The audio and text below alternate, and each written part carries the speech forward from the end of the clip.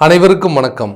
நான் உங்கள் 5ஆம் தலைமுறை ஜோதிடர் ராம்குமார் ராஜேந்திரன். நம்ம இன்னைக்கு பார்க்க போகிற தலைப்பு கன்னி ராசி அன்பர்களுக்கு இந்த ஜூன் மாதத்தின் சிறப்பு பலன்களை பற்றி தான் இந்த காணொளியில் பார்க்க போகிறோங்க. ஆண்டுக்கோள்கள் என்று சொல்லக்கூடிய சனி பகவான் மீன ராசியிலும், ராகு பகவான் கும்ப ராசியிலும், கேது பகவான் சிம்ம ராசியிலும் சஞ்சாரம் செஞ்சிட்ருக்காங்க. இந்த ஜூன் மாதம் 2ஆம் தேதி மிதுன ராசியில் இருக்கக்கூடிய குரு பகவான் கடக ராசிக்கு உச்சம் பயிற்சியாக போகிறாருங்க. இதுதான் ஆண்டுக்கோள்கள்னு சொல்லக்கூடியது. இந்த மாதக்கோள்கள்னு சொல்லக்கூடிய கிரகம், அதாவது சூரிய பகவான் ஜூன் மாதம் 15ஆம் தேதி ரிஷப ராசியிலிருந்து மிதுன ராசிக்கு பயிற்சி அடைய போகிறாரு. ஆக இந்த இடத்துல ஆல்ரெடி புதன் அப்படிங்கிற ஒரு கிரகம் சஞ்சாரம் செஞ்சிட்ருக்கு. இந்த புதனும் சூரியனும் ஒன்றிணையும் போது புதன் ஆதித்ய யோகத்தை உருவாக்குங்க. சுக்கிர பகவான் மிதுன ராசியிலிருந்து கடக ராசிக்கு ஜூன் மாதம் 9ஆம் தேதி பயிற்சியாக போகிறாருங்க. அப்போ குருவோடு சுக்கிரன் இணையும் போது குரு சுக்கிர யோகம் அப்படிங்கிறது உருவாகுங்க. மேஷ ராசியில் இருக்கக்கூடிய செவ்வாய் பகவான் ஜூன் மாதம் 19ஆம் தேதி மேஷத்திலிருந்து ரிஷப ராசிக்கு பயிற்சி அடைய போகிறார். ஆக இதுதான் இந்த ஆண்டு மற்றும் மாதக்கோள்கள் என்று சொல்லக்கூடியது. ஸோ இந்த ஜூன் மாத காலகட்டங்களில் கன்னிராசி அன்பர்களுக்கு தங்களுடைய வாழ்க்கையில் எந்த விதமான அற்புதங்கள் மற்றும் மேன்மைகளை தரப்போகுது அப்படிங்கிறத இந்த காணொலியில் தெளிவாகவும் துல்லியமாகவும் பார்க்கலாங்க. நம்ம சேனலை ஃபஸ்ட் டைம் பார்க்குறவங்க அதை சப்ஸ்கிரைப் பண்ணிக்கோங்க. பெல் பட்டன் கிளிக் பண்ணி ஆல் அப்படிங்கிற ஆப்ஷன் கொடுத்துக்கோங்க. கன்னிராசி அன்பர்கள் புதனை அதிபதியாக கொண்டவர்கள், புத்திக்கும் வித்தைக்கும் அதிபதி என்று அழைக்கக்கூடிய இந்த புதன் பகவான் உங்களுடைய ராசியில் ஆட்சி ப்ளஸ் உச்சமாக இருப்பாருங்க. அதே நேரத்தில் இந்த புதன் பகவான் இப்போ மிதுன ராசியில் ஆட்சி பலத்தோடு இருக்கக்கூடிய காலகட்டங்களில் எல்லா விஷயத்தையும் புத்திசாலித்தனமாக யோசித்து சில காரியங்களை சாதிச்சுக்குவீங்க. அப்படி பார்க்கும்போது இது வரைக்கும் தொழில் ரீதியாக நிறைய மந்த நிலைகள் அப்படிங்கிறது கொடுத்துருக்கோம். தொழிலில் எந்த இம்ப்ரூவ்மெண்ட்டுமே இல்லைங்க. ஒரு தடவைக்கு 4 தடவை யோசித்து கரெக்டான விதத்தில் பிளான் பண்ணி தான் செய்கிறேன். ஆனால் இது எல்லாம் ஆரம்பிக்கும் போது நல்லா இருக்குங்க. போக போக பார்த்தா அப்படியே அது அந்த தொழிலையே க்ளோஸ் பண்ணுற அளவுக்கு சில சூழ்நிலைகள், நிறைய காரணங்கள் அப்படிங்கிறது, பார்ட்னர்ஸ் மூலமாக சில பிரச்சனைகள், தொழிலை விரிவுபடுத்துறதுக்கு போதுமான நிதிநிலை அப்படிங்கிறது இல்லைங்க, கொடுத்த பணம் கரெக்டான விதத்தில் சேரல, இந்த மாதிரி நிறைய காரணங்களால் அதை கரெக்டான விதத்தில் கண்டினியூ பண்ண முடியாமல் அந்த பிஸ்னஸ் அப்படியே ஸ்டாப் பண்ணுற மாதிரி சில சுச்சுவேஷன் அப்படிங்கிறது வந்துருச்சுங்க. இந்த நிலையை மாறக்கூடிய ஒரு காலகட்டம் அப்படின்னு பார்த்திங்கன்னா கண்டிப்பாக இந்த ஜூன் மாதத்தில் புதிய தொழிலை தொடங்குவீங்க. பழைய தொழிலில் இருக்கக்கூடிய பிரச்சனைகளை தீர்த்து அதை மறுபடியும் தொடங்கக்கூடிய ஒரு காலகட்டம் அப்படின்னு சொல்லலாம். நஷ்டங்கள்லேருந்து மீண்டெடுத்து அந்த நஷ்டத்தையே லாபகரமான சூழலாக மாற்றுறதுக்கான ஒரு யோகம் அப்படிங்கிறது இருக்குங்க.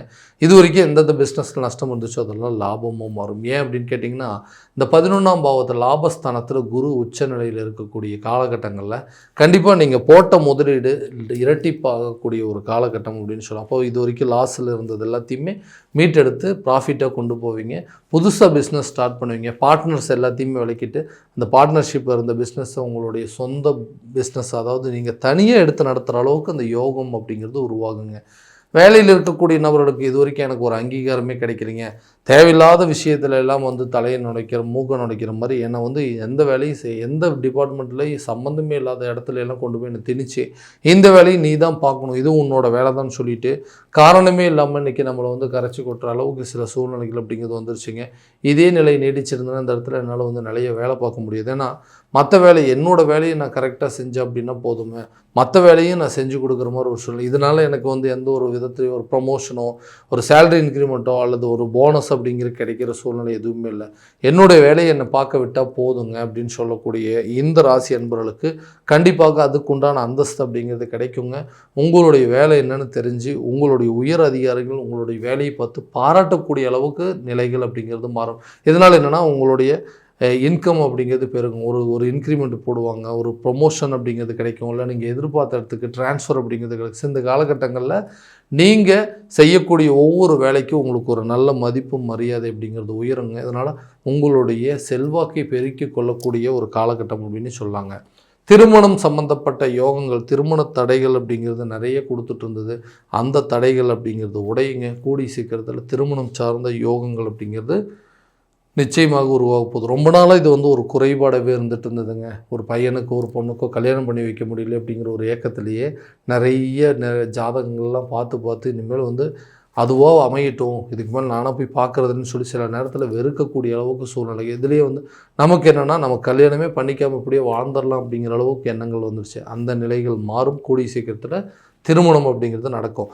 குழந்தை பாக்கியம் சம்மந்தப்பட்ட யோகங்கள் இந்த காலகட்டங்களில் கண்டிப்பாக உருவாகும். ஏன்னா இந்த குருவுடைய பார்வை 5ஆம் பாவகத்தில் படும் பொழுது நீண்ட நாட்களாக இருந்த அந்த புத்திர தடைகள் அப்படிங்கிறது அகலுங்க. எப்படி 7ஆம் இடத்துல இந்த கலசரஸ்தானத்தில் இந்த குருவுடைய பார்வைப்படனால திருமண யோகம் அப்படிங்கிறது உருவாகுது. அதே நேரத்தில் இந்த புத்திரர் சம்மந்தப்பட்ட அனுகூலங்கள் அப்படிங்கிறது ஏற்படுங்க. இந்த குழந்தை பாக்கியம் இல்லாதனால தான் இன்றைக்கி எல்லாருக்கிட்டையும் வந்து அவமானங்களையும் அவப்பெயர்களையும் சந்திக்கக்கூடிய அளவுக்கு சூழ்நிலைகள் அப்படிங்கிறது வந்துச்சு. ஏன்னா சொந்த குடும்பத்திலேயே வந்து நம்மளை குறை சொல்கிற அளவுக்கு வந்துருச்சுங்க.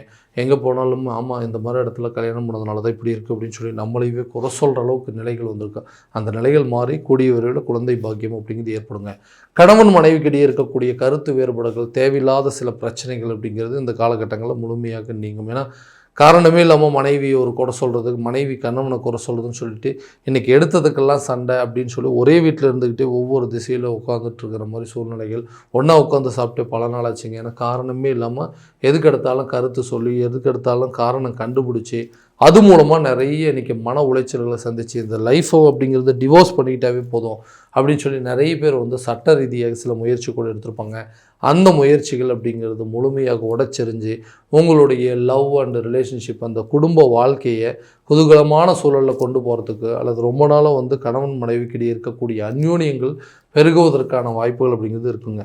விட்டுப்போன உறவுகள் கூட உங்களை இந்த காலகட்டங்களில் தேடி வரும். வேண்டான்னு சொல்லி விலக்கிட்டு வந்தவங்க கூட மறுபடியும் உங்கள்கிட்ட வந்து சேரக்கூடிய ஒரு தருணமாக இருக்க போது. அப்போ தவறுகள் எங்கே நடந்ததுன்னு அதை சரியான விதத்தில் திருத்தி கொள்ளக்கூடிய ஒரு காரணமாக ஒரு காலகட்டமாக இருக்க போதுங்க. இப்போ ரொம்ப நாளாக வந்து ஒரு சொந்தமாக ஒரு வீடு கட்டணும், நமக்குன்னு ஒரு இடம் இருக்குது, அந்த பூர்வீக சொத்து நம்ம கைக்கு வந்து சேர்ந்ததுன்னா அந்த இடத்துல நமக்குன்னு ஒரு சொந்தமாக வீடு கட்டலாம். இல்லை அந்த பூர்வீக வீடு கிடைச்சதுன்னா கூட வாடகை வீட்டிலேருந்து அந்த பூர்வீக வீட்டுக்கு போயிடலாம், நம்மளுடைய சொத்தை நம்ம அனுபவிக்கலாம் அப்படின்னு சொல்லி அந்த சொத்து ரீதியாக இது வரைக்கும் இருந்த அந்த வம்பு வழக்கு, கோர்ட்டு கேஸு பிரச்சனை எவ்வளவோ பார்த்து மன உளைச்சல் ஏற்பட்டிருப்பீங்க. அந்த வம்பு வழக்கு, கோர்ட்டு கேஸு பிரச்சனை, உங்களுக்கு கிடைக்க வேண்டிய பூர்வீக சொத்துக்கள் உங்கள் கைக்கு கிடைப்பதற்கான யோகம் எல்லாமே இந்த ஜூன் மாதத்தில் நடக்குங்க. அப்போது ரொம்ப நாளாக வம்பு வழக்கில் இருந்த கேஸு காம்ப்ரமைஸ் ஆகிருங்க. அந்த கேஸில் நீங்கள் வெற்றி பெறுவீங்க. உங்களுடைய சொத்து உங்கள் கைக்கு வரும். அதனால் பூர்வீக சொத்துக்கள் அப்படிங்கிறது இருக்குங்க. சொந்தமாக இடம் கட்டுவீங்க, சொந்தமாக இடம் வாங்குவீங்க, அந்த இடத்துல வீடும் கட்டுவீங்க. அதே நேரத்தில் வண்டி வாகனம் வாங்குவதற்கான யோகம் கூட இந்த காலகட்டங்களில் கண்டிப்பாக நடக்கும். கல்வி ரீதியாக சில குழப்பங்கள் அப்படிங்கிறது இருந்திருக்கும். வீண் விரயங்கள், நஷ்டங்கள் அப்படிங்கிறது இருக்கும். அந்த நஷ்டங்கள் அப்படிங்கிறது முழுமையாக தீரும்.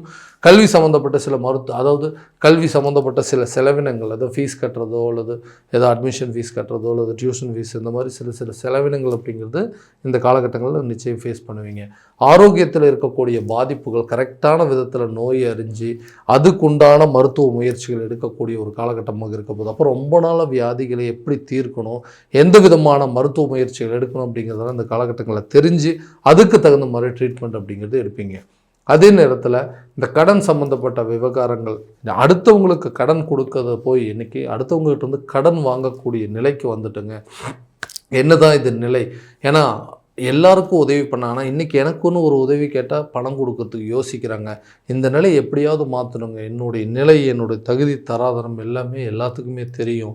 அவ்வளோ வந்து ஒரு நல்ல விஷயமாக நடந்துட்டு இருந்தேன். இன்றைக்கி நேரங்காலங்கள் கெட்டு போனதெல்லாம் இன்றைக்கி எல்லாமே தலைகீழாக மாறிடுச்சிங்க. அந்த நிலையை மாற்றி அமைக்கிறதுக்கு நிறைய போராட்டங்கள் இருக்கக்கூடியவங்களுக்கு நிறைய நாட்களுக்கு முன்னாடி சில முதலீடுகள்லாம் பண்ண, அந்த முதலீடுகள் கரெக்டான லாபம் வந்ததுன்னா இந்த டைமில் எல்லாத்தையும் அடைச்சிட்டு என்னுடைய அந்தஸ்தை மறுபடியும் மீட்டெடுத்திருப்பேன்னு எதிர்பார்க்கக்கூடிய இந்த ராசிக்காரர்களுக்கு கூடிய விரைவில் உங்கள் கடனை முழுமையாக அடைப்பீங்க. அந்த கடனை அடைப்பதற்காக எடுக்கக்கூடிய முயற்சிகள் நல்ல ஒரு பலன் அப்படிங்கிறது கொடுக்குங்க.